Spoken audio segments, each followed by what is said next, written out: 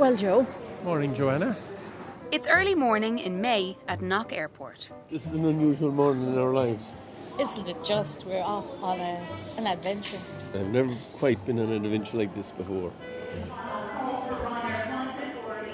Joe and Joanna are about to take a flight to London. Joanna McNicholas is a freelance journalist. I do it purely for the enjoyment and the fun. And Joe Kelly is a farmer. People say, if there's no money in cattle, why don't you get out? We get fond of them, and they're part of our herd and part of our farm. They've just arrived in Stansted, and today they are on a mission. We never thought 5 years ago we were going to end up here, did we, Joe? Wouldn't think anything. All you wanted was to get the bull off the premises. Joe and Joanna are going to drive a couple of hours north from here to Norwich, to an animal sanctuary. He was everything you could ask for, except he had nothing I wanted. And they're going to see if they can find a bull named Benji. We don't even know if he's alive or dead. But this story doesn't begin in an airport in England. This is where it all started. It begins in a field in Mayo. This is Benji's home. This is where Benji lived. Hiya, Joe. You're welcome. So these 3 fields are mine. This is where he was, Joe. Wasn't that it? Exactly where he was. Now, Joe. Inside that gate there. Hello, girls. How are ye? There's different loos animals make. Some of them is a mother to their child. That's a bull saying, I'd love to have a nice time with you, darling.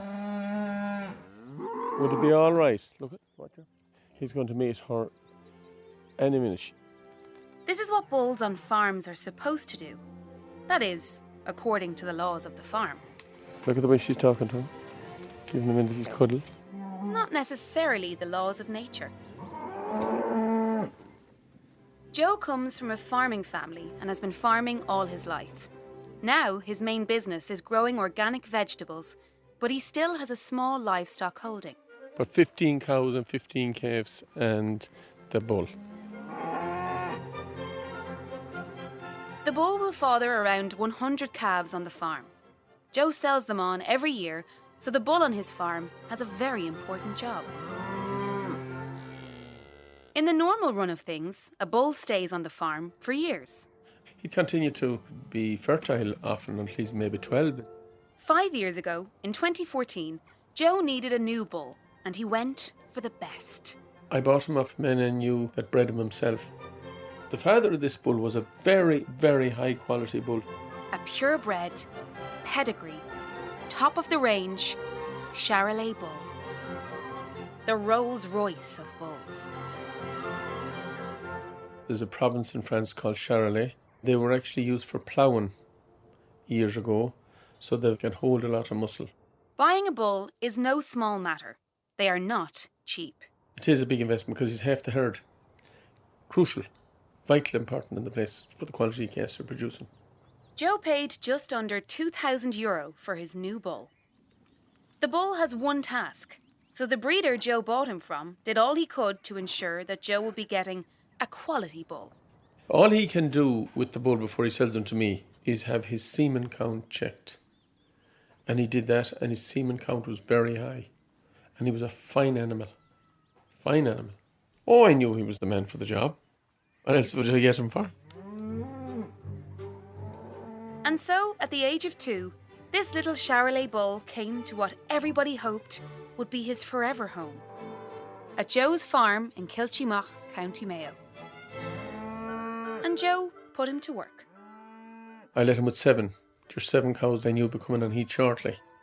Normally, a bull in a field will stay close to a cow, especially a cow in heat.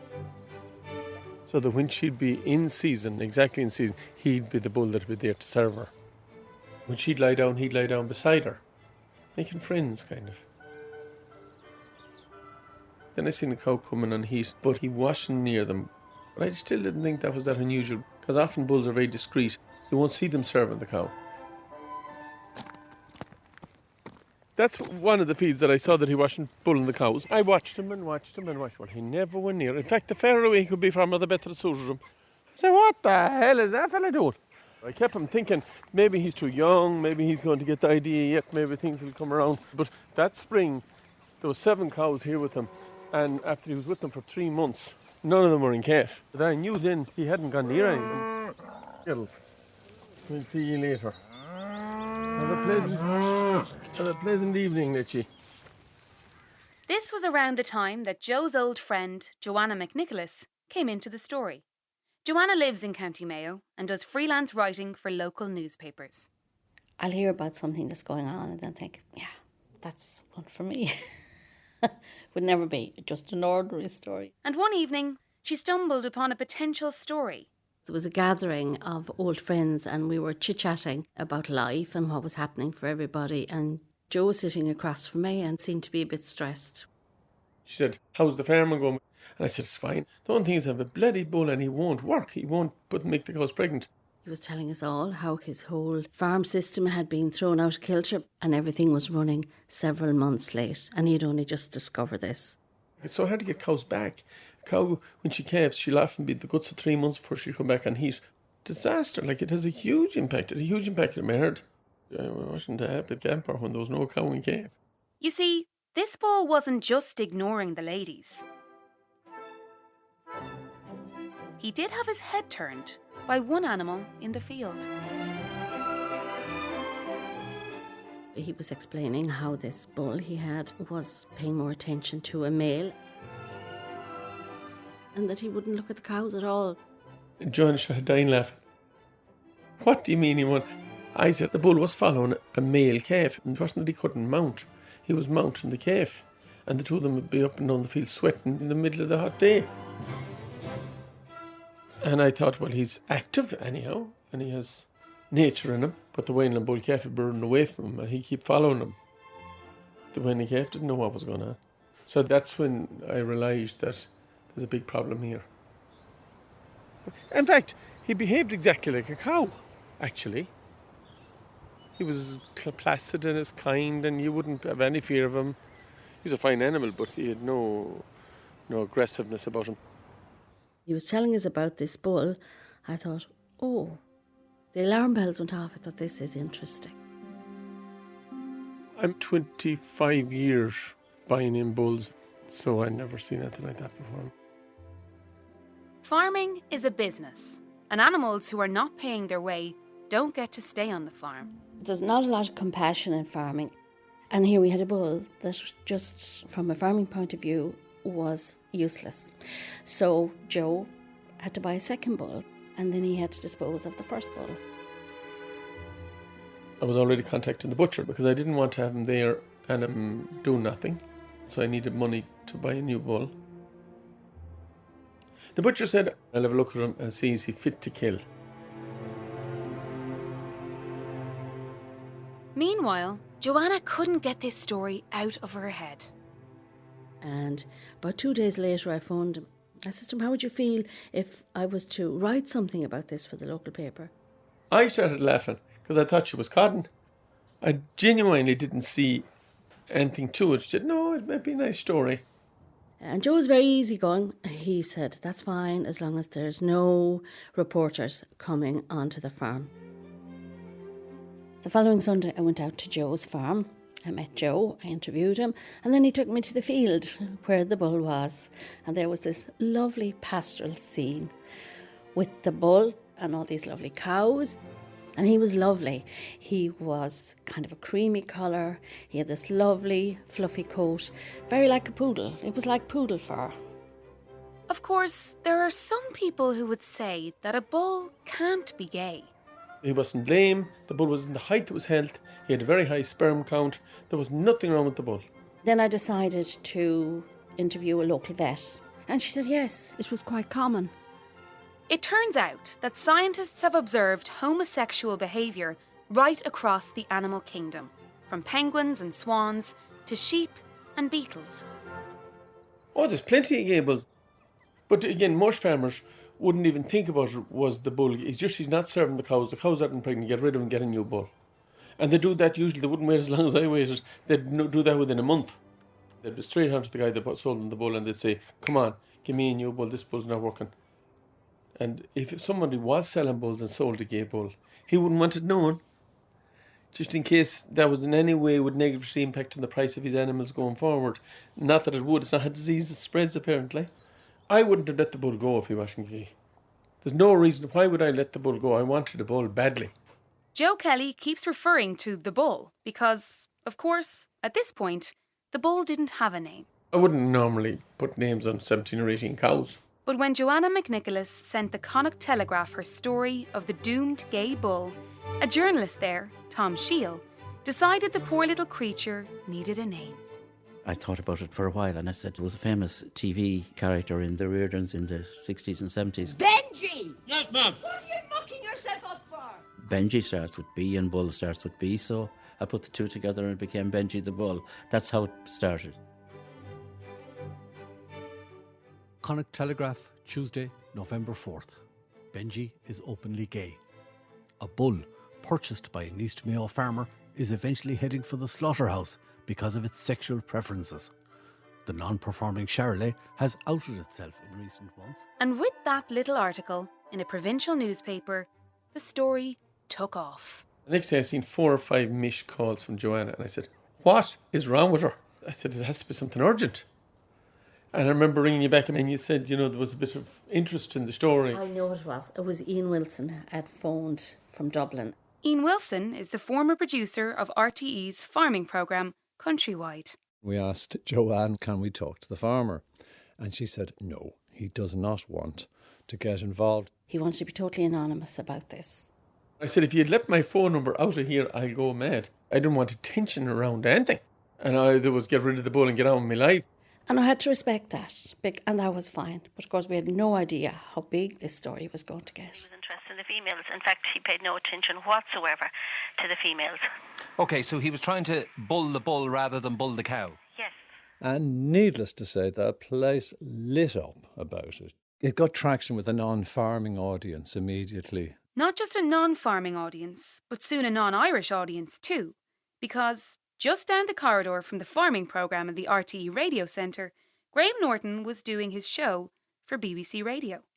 We should probably reveal to the listeners that I'm not actually there. No, you're not. Where are you, in fact? I'm in Dublin. I'm in a very wet, rainy Dublin. And lo and behold, the producer heard it and Graham Norton heard the story. So the producer quickly ran through the details. Graham Norton gave the details out on his BBC Radio 2 programme to the whole nation on a Saturday morning. Benji the Bull, it turns out, isn't that keen on cows. Oh, he doesn't, really?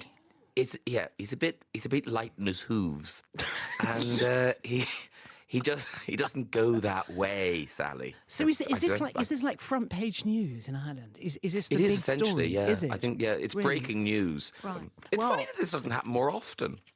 It surely does. It's just that it's not spoken about, I suppose. I mean, I don't know why. Yes, it is. It is the love that dare not speak its name. Exactly. I feel bad that he's just going to be chopped meat just because he wouldn't, Is that what they're going to do? They're not going to just get rid of him, are they, because of that? Surely. What? Well, in fairness, can't. He only had one point in life and he's not really fulfilling that point. Well, why don't they just let him roam free and have a nice life, in pastures and things? Why don't they let him do that? Because he'd be eating them out of house and home. You don't want a big hungry gay bull just, eating everything and then not doing anything. Immediately, it became a cause célèbre, the poor tragic story of the gay bull who's going to be sent to his death because he couldn't perform with the ladies. By the following morning, it had just gone completely viral. It was a dry paper caught fire. It just suddenly started to have an impact. As well as phone calls from the media, Joanna had a call from a man called John Carmody, the founder of an animal rights organisation called AARON, Animal Rights Action Network, who had also read her article. We knew we had to do something. We knew we wanted to save this animal's life. John Carmody told me he was a gay man. He was absolutely horrified that this animal was going to be slaughtered because it was gay. I remember being in school when I was a young kid. I was gay at the time, and I remember being effing on my own in the yard. Didn't have anyone to look out for me. And maybe I connected with the plight of Benji. Maybe I seen that he too wants to be loved and cared for and respected. John Carmody decided he was going to try to save Benji's life. I'm sure for Joe to get this call was quite out of the ordinary. The first conversation I had with John Carmody, he said, "How much do you want for the bull?" I said, "John, what's your herd number?" The herd number is the official Department of Agriculture registration number farmers with cattle must have. He said, "I haven't a herd number. I'm living in the city of Limerick." I said, "Where are you going grazing the animal when you buy him?" And he said, "Grazing the animal? How big is he?" I said, "He's nearly a ton weight." Oh, I had no idea he was that big. And I said, "You need land to put this animal on. You can't leave him on his own. He's an animal. He needs company, other cattle." "Oh, I don't know about that." And I said, "By law, you cannot buy an animal without a herd number." "Oh, I haven't a herd number." Well, I said, "You can't buy the bull. What are you talking about?" I would have preferred at the time, if the farmer handed Benji over for free, but that wasn't going to be the case. I remember sitting at the end of the phone thinking, is this guy in the real world at all? And I said, "Was the last burger you ate, was it a gay burger or a straight burger?" "What?" Was that?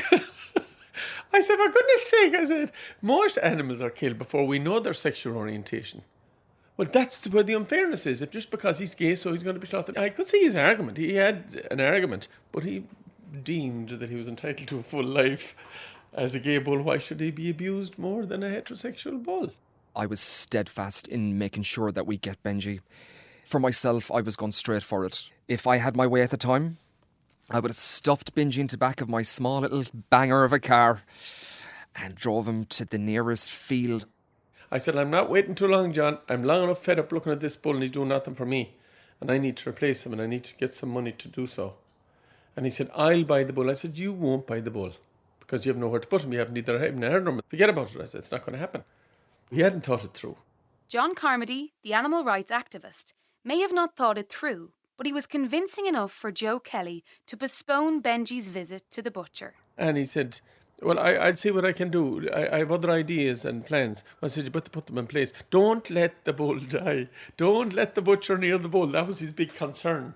We broke it a little bit on social media that, we're looking to save this animal. Overnight, thousands and thousands of people were starting to sign petitions for this bull. On Sunday, the campaign crossed the Irish Sea. Good afternoon, the Gay UK. Graham speaking. How can I help? Graham Davies and Jake Hook run an online magazine called The Gay UK from their home in Nottingham. Yep, hang on 1 second. I shall pop you right through. That weekend, they saw the Benji story pop up on their Twitter feed. So I said to Jake, that's horrendous. I mean, I know animals get killed every single day, but it's the fact that they've given him a name, Benji, they've said that he's gay, and they're going to slaughter him because basically he's useless. And so they're basically saying that being gay is useless. We have to do something.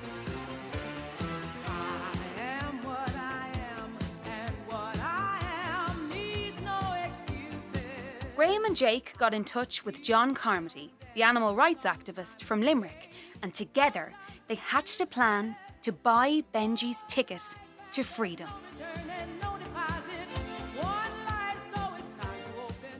Joe Kelly, Benji's owner, agreed to sell the bull for €2,000. In the beginning, John Carmody and others in the animal rights movement were uncomfortable with the idea of buying Benji. We never ever agreed with handing over money to try save an animal, but this was a rescue case that doesn't come that often in this country, so we had to go for it. It's one of those modern dilemmas, isn't it? You buy your bull, the farmer hands him over, then where do you put him? There was no sanctuary in Ireland where an animal that size could be rehomed. Jake and Graham found a sanctuary in Norwich called Hillside Animal Sanctuary. They've got huge experience in dealing with farmed animals and they've got a huge sanctuary. We just thought it would be a perfect fit. And they were like, "Well, have you thought about how you're going to transport the bull, about its rests? Has it had its TB shots and all this kind of thing?" And we're just like, no idea what you're talking about. So now they just had to find the money to carry out this ambitious plan. I genuinely thought, this is a joke. Are you joking me? It's going to cost nearly as much as the bull to bring the bull over. Paying the farmer, the vets, the truck driver, the ferry, this was going to cost thousands. We decided to do a crowdfunder to save the bull from execution and for him to be able to live in a field happy and gay for the rest of his life. Hello, this is Graham. And this is Jake, and we're from the Gay UK magazine. By Wednesday, just a week after Joanna's article in the Connacht Telegraph, Graham and Jake posted a hastily recorded video on YouTube. You may have heard recently in the news about a bull named Benji, who's facing the slaughterhouse for being gay. Immediately, hundreds of people started donating money to the cause of Benji the Gay Bull. Benji turns out to like boys, and who can blame him? Unfortunately, the news... It was an exciting time. And then you can see like the hits on the YouTube player going up and up. There were so many lovely comments, and then there was some like proper homophobic, hideous comments about us personally. And then also there was a lot of homophobic comments about the bull as well. People were saying that it should be slaughtered because it was gay, and it was one of those stories that showed up the absolute polar opposites that you can get in society. Whatever you fancy, really. So this is not just your ordinary cock and bull story. Media organisations around the world were picking up on the story. A los otros toros, pero un toro que se llama Benji se veía venir a... Every time I would turn on the computer, I was seeing this Benji. Huwag ibully si Benji the Bull at hindi naman niya ginustong maging gay. It's a bit of a weird moment when Russian television phones up and says, will you do a spot to talk about Benji the Gay Bull? Those pictures of bulls appeared in Australian papers and there wasn't the bull at all. Rarely are things overnight successes, and this literally was, boom, ding, ding, ding, ding. The money was coming in and we were just like, wow, that's amazing. Meanwhile, in Ireland, Joanna got a phone call from John Carmody. He said, there's something really good happening. I cannot tell you what it is, but it's really exciting. And I thought, okay, I don't know what he's talking about. What he was talking about, but not saying yet, was a man called Sam Simon. I think the battle for animal rights is the most important battle. This is Sam Simon, Hollywood producer and co-founder of TV show The Simpsons, speaking in 2013. People are going to look back at our time and think that most of us were barbarians. His ex-wife is actor Jennifer Tilly. Sam loved animals. He felt like animals are not on the earth for us to harvest. He feels like they're on the earth for us to be friends with. But one of his things that he really loved to do is personally rescue animals.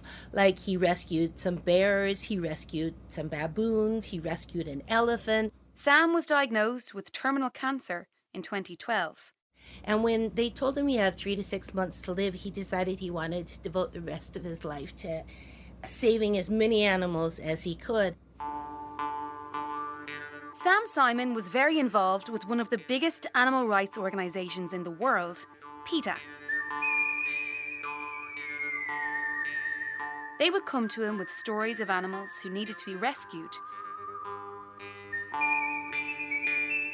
And in November 2014, they came to him with a story of a white bull in the west of Ireland. He just was so intrigued by it, and he felt like it was very unfair that Benji should meet an early demise just because of his sexual preference. I got a phone call and I was told that Sam Simon was coming in on top of this, and I couldn't believe what I was hearing. And Sam took out his checkbook. He says, go and save Benji. He said he was really happy that Benji was going to a sanctuary instead of a sandwich. John phoned me at 8:30 in the morning. He was so excited. He said, Sam Simon has put up £5,000 to buy Benji. I remember he was very proud. For a week, he was strutting around like, I saved a gay bull. This bull needs to live a happy life. He shouldn't have to have sex with female cows if he doesn't feel like it. He should be able to do whatever he wants. And he was showing everybody the pictures of Benji.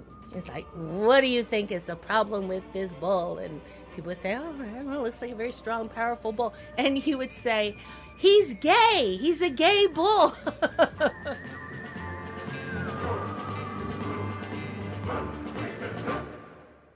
Oh, I thought this thing's getting dafter by the minute. And then all hell broke loose for that day. Every few minutes, my phone was ringing. The BBC were on, Associated Press were on, UTV were going crazy. I wasn't sure, how to handle all this because it was going so fast. Then John Carmody phoned. Oh, he was really, really excited. RTE Western correspondent Pat McGrath was on his way with a camera to film this bull. John Carmody was shouting into my ear, "We're on the way, we have to film this bull." I phoned Joe Kelly. He said, "There's no way there's any camera people or reporters coming onto my property." I said, you promised me anonymity here. You cannot have that happen. This has gone on for months. It has become something we couldn't have dreamed of. And I said, I haven't time for this kind of a show. I thought, what am I going to do? And then Pat McGrath phones me and he wants to know where the bull is, and I won't tell him. Joanna was torn.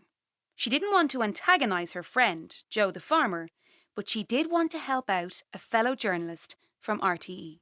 And I had no choice but to head for the farm, out the fields, with the wellies, through the muck, over the fences and the gates, and the light was beginning to go down at this stage. And there was Benji sitting in the middle of the muck this November day. And I put my phone up on the fence and I let it record him for a while. The story of Benji the Bull has generated huge international attention.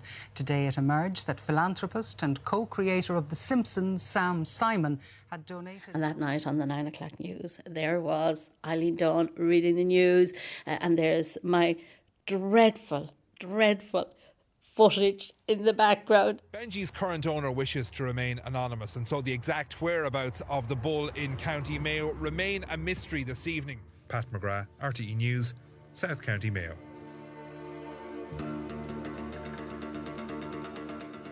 However, back to Jake and Graham in the UK and their crowdfunding campaign to send Benji to an animal sanctuary. Nobody had actually told them that Sam Simon and Peter had become involved. The first thing we knew about it was when we saw it in the press. And we were like, what? Who? Why? When? It had absolutely nothing to do with us. And we did have a chat with John at the time. I think emotions got quite high. The reason emotions ran high is this. Sam Simon's well-meaning donation had an unintended consequence. The way crowdfunder works is that if the target amount of £5,000 was not met, all the money would go back to the donors. And when people saw that Sam Simon and Peter were involved in saving Benji, they stopped sending in their donations. It was like, if there was a bell, it was going ding, ding, ding, ding, ding, like with the donations. And then it just died. We still had £1,000 to make. We were so close, but still so far. The crowdfunder was now in danger of completely collapsing. The takeaway for us was quite bitter because it felt like it had been stolen from people by this massive organisation. A village of people all coming together for one thing. The crossover between animal activists and LGBT activists is some glorious moment. As well as paying Joe the farmer for the bull, there was the fee that had to be paid to the crowdfunder website, the vet fees, the cost of the truck to bring Benji to England, paying the driver, the ferry cost, the cost of making hundreds of "I saved Benji the gay bull" pens. So I got onto the phone with Peter and they agreed that they would top up the money. Including Sam Simon, 322 people had clubbed together to save Benji's life. It was awful crack. So that was the thing. But the best crack of the whole lot was the neighbours having no idea they were looking at the bull and talking about him. And they wouldn't be people that would be looking at the computer anyway, or they'd have recognised him. You could recognise the bull from the picture. We have a local church here. I go to Mass down the road about a mile. And the following Sunday, everyone was, "Did you hear about the gay bull? Someone said it's not fair from Clemmorris. I don't know who this could be now." I couldn't even smile. I didn't tell anyone. I didn't tell my family or anyone where this bull was. Actually, it reached the stage where a number of people didn't believe this bull existed at all. Tom from the Connacht Telegraph phoned me and said, we need to get some proper photographs of this bull. I relented and I said to him, you know, I'll bring you out there. Whatever you do, don't you dare tell anyone where this is.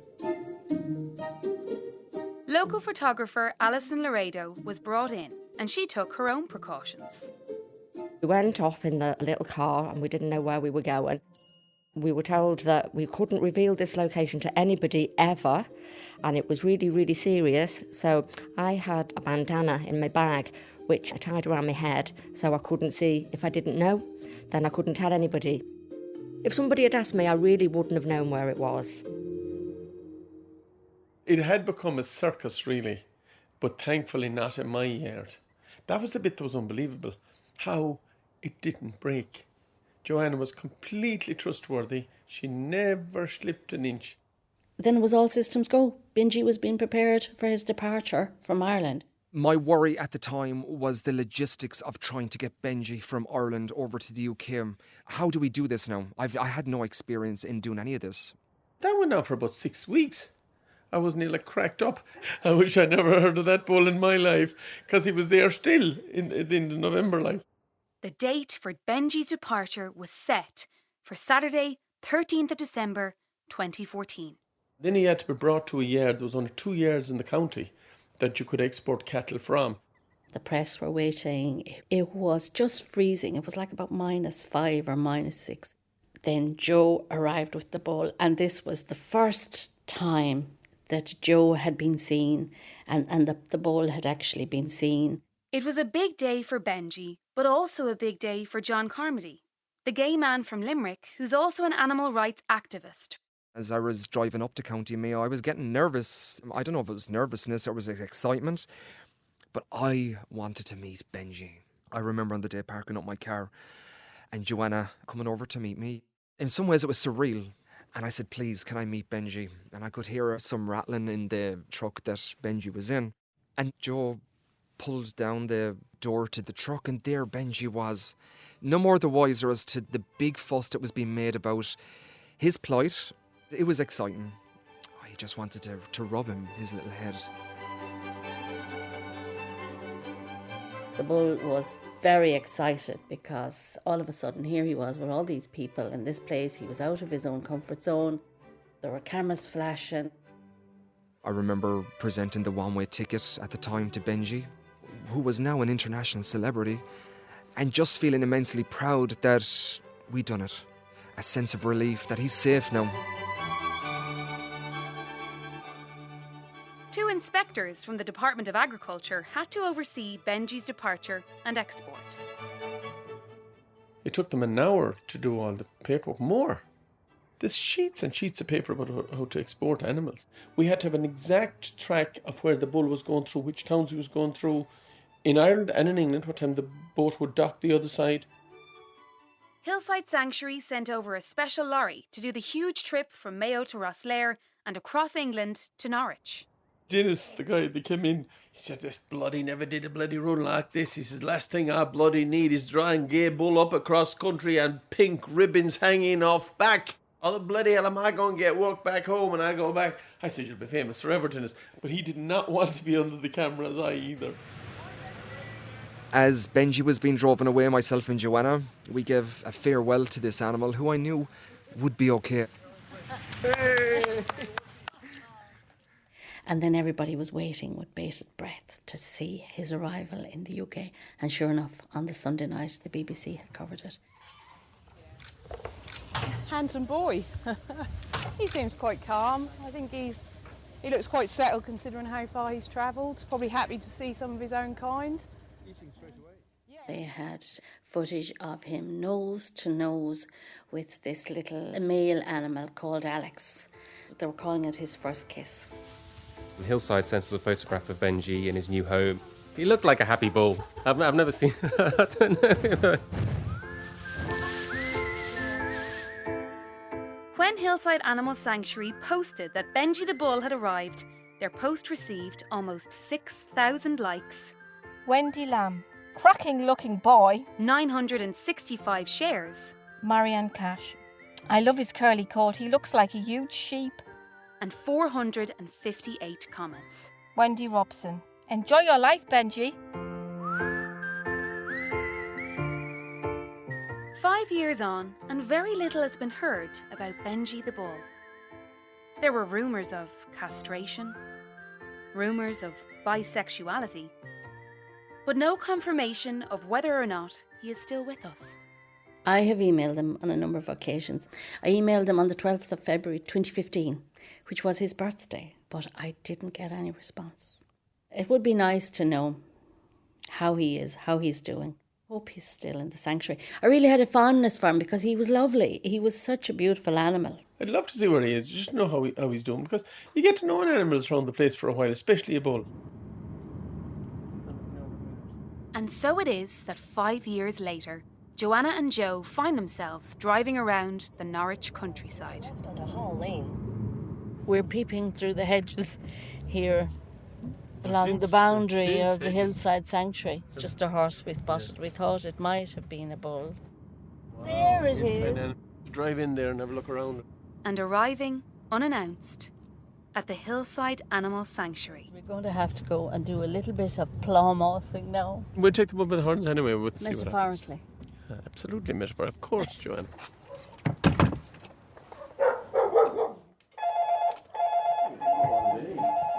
afternoon, Hillside Animal Sanctuary. How was it? 2014, a gay bull left our area and ended up here. That's right, I remember him. Do you remember? Yes, so we were wondering how he was, if he's still alive or... Yeah, Benji is still here with us, but he's out to graze at the moment. So had you particularly come to see him or... We'd love to see him if okay. it was possible. Initially, it's not looking good. That isn't possible today, but that might be possible to arrange. I'm not sure if I can take your telephone. And then, a man emerges from the back office. His name is John Watson. I understand you'd like to see him. We're making a couple of calls. So he's out grazing somewhere. If we can find out where, depending how hard it is to get to, because we've got about 2,000 acres of grazing in the summer. The sanctuary has 600 cattle, but John remembers the arrival of Benji. It was lovely. He's a lovely bull, isn't he? He's a strapping fellow, isn't he? It was nice to be able to help him as well. We don't really care if he's gay or not. We're just happy to give him a home, you know. And about those castration rumours. Everything gets castrated when it comes into the sanctuary because we can't have the sort of pitter-patter of tiny hooves, you know. John finds some photos on his computer. Oh, that's him. That's him. That is him. There on the right. Oh, he couldn't have got that big. He could.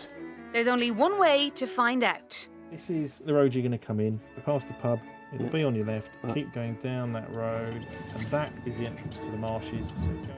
Driving to the Norfolk marshes. Up laneways, down muddy tracks, Oh my God. over gates, That looks a cleaner gap than that gap. I think we know. and through the fields. This is mad. To a herd of about 30 cattle, Another white animal up at the end. including 2 large male animals. That's him. Look at his head and his curly kind of bob. That's Benji. I know that's Benji. It's like him. It's like him. This is unreal. This moment is going to come to pass. How are you doing, lad? Sure. Just he's gone into a fine animal of its him. The yellow tag is still on his ear. Just let me go close to him. That's an Irish tag anyway.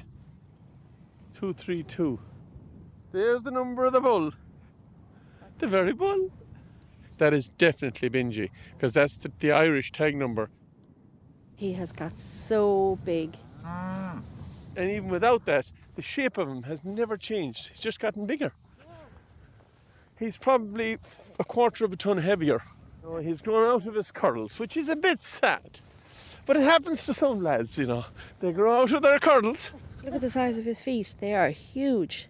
Yes, his coat isn't quite so curly as it was up around the shoulders in that area. This is an amazing moment. To look into the eyes of that beast, and he's as calm. We're less than 2 meters from his face. And obviously he's been treated well, because he doesn't look in any way traumatised. He looks very calm. Benji is not alone in this field. There's another male animal near him, Bernie.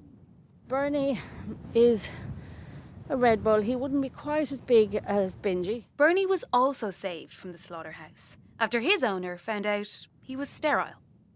So he's the one that was firing blanks, is he? That's the one. It can happen. To men or beast. But wasn't he lucky he ended up here as well? Horrid lucky to the known world. Do they know how lucky they are? These bulls have been saved. Benji is running over towards Bernie. He's making some communication with Bernie. They're definitely friends. Look at now. Now there's a picture. They're quick. Benji is smelling the end of Bernie. A short distance away, a scene begins to unfold. A cow is in heat and the animals are all swarmed around her. Some of them even tried to mount her. It's all normal behaviour in the herd. But Benji has never been one to run with the herd. She's getting a lot of love from all these men. Benji is not actually showing any interest in her now. She's not. It's not actually. She's saying, come on, will someone help me out? For goodness, what good are ye? And Benji now didn't make any move. Benji walked around just to see what's going on, and now he's turned his back and walked away from her. And he's heading off the other direction. Not interested. Bulls can live until they're 16 or 17, and all going well, Benji is finally in his forever home, oblivious to the impact his story made on so many people. But he's so happy. He is so happy, So isn't happy. he? Look at him. I'm sure Sam Simon would be very pleased, and Oh, the so people from he the could go Gay watch it UK as well. magazine, all those people who funded this. It's a story that obviously makes people smile. It's a story that makes people scratch their heads because they're just like, really? There's no such thing as a gay bull. But there he is. Though his story moved off the headlines, the fact that an animal could be gay meant a lot to all those people who knew him and helped to save him. I think as a result, looking back on it now, Ireland is a kinder place, a more compassionate place. We needed to question that we all just want to live our lives free of pain and suffering. We all want to be loved. We all just want to get by in this world. 3 months after Benji moved to Norwich, Sam Simon died in March 2015. I think Benji the gay bull tickled him the most. He felt like these animals were his children. And I think that that's what kept him going for a really long time, because he ended up living 3 years and they only gave him 3 to 6 months to live. I think he would be very happy to know that Benji has a companion named Bernie now. And Benji, the little gay bull, lived happily ever after. That's a wave goodbye to him. Waving goodbye for the second time. Bye, Benji. Have a nice day. Sun is coming out now and it's a lovely afternoon here. Bye-bye, Benji.